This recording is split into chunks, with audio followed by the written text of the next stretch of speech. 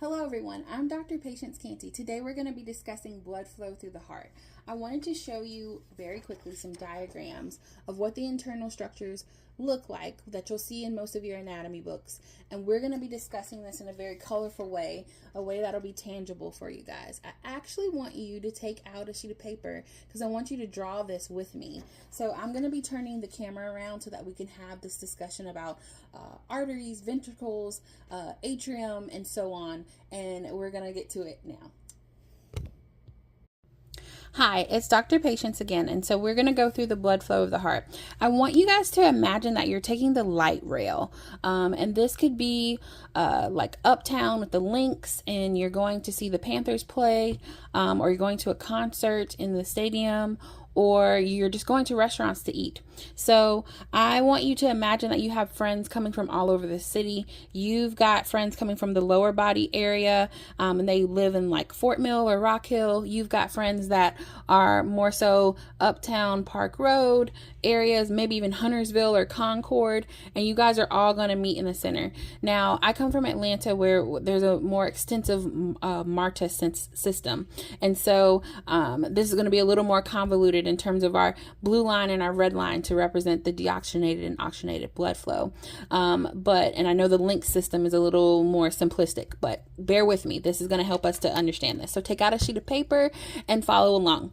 So you've got friends that are coming from the lower body area. That's going to be our deoxygenated blood cells, and the upper body area that's going to also be deoxygenated via the superior vena cava and the inferior vena cava. Now, these friends are going to travel and meet at a station called the right atrium.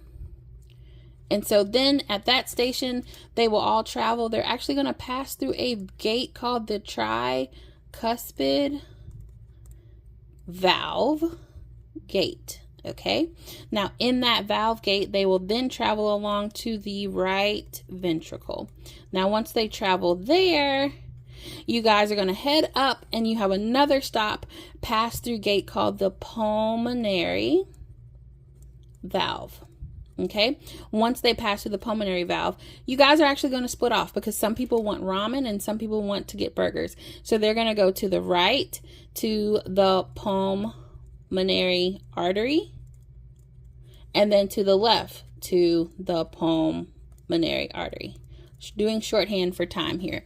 Now, once they go to either side, they get their ramen and their burger, you all are going to actually meet up at the lungs, and you're going to offload your carbon dioxide to get oxygen.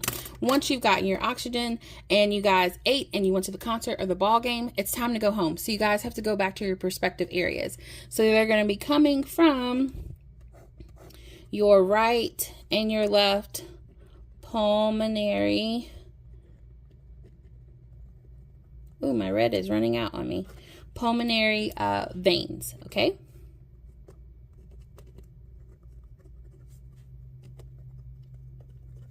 I'm going to actually sub in this black just so we can see it, but imagine that this was red, okay? Now, so they're coming in from the pulmonary veins. They're actually going to meet up where? At a station called what? The left atrium.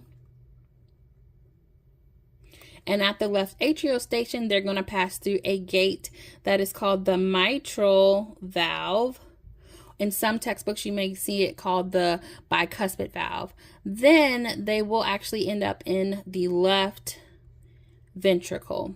Now, they will travel up again. What a long route, huh? They're going to travel up again and go through the aortic valve or the aortic gate.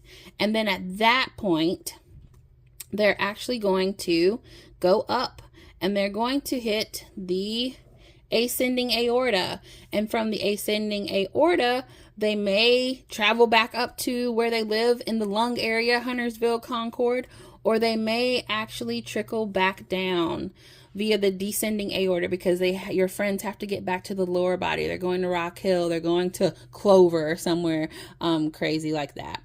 So that is our blood flow through the heart, and if you have any questions, feel free to reach out and we can go over it again. Okay, so this is a completed model with the red before my red pen ran out on me, and I wanted you guys just to see with the color differentials, the difference between the deoxygenated blood flow and the oxygenated blood flow.